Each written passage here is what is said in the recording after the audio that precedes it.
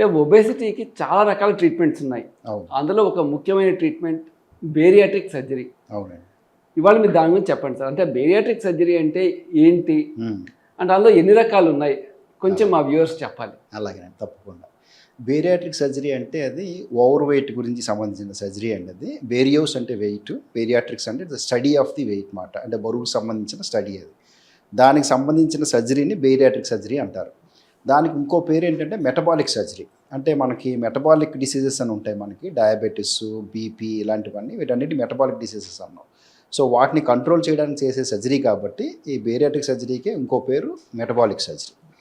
తర్వాత ఈ బేరియాట్రిక్ సర్జరీలో పలు రకాలు ఉంటాయి అన్నమాట. అంటే మనం ఆ మనిషి ఎంత వెయిట్ ఉన్నారు, ఎంత ఎక్కువ ఉన్నారు బరువు, అధిక స్థూలకాయం అనేది ఎంత ఎక్కువ ఉంది, కొంచెం ఉందా, ఎక్కువ ఉందా, చాలా ఎక్కువ ఉందా, దాన్ని బట్టి మనం రకరకాల సర్జరీలు ఉంటాయి వాళ్ళకి.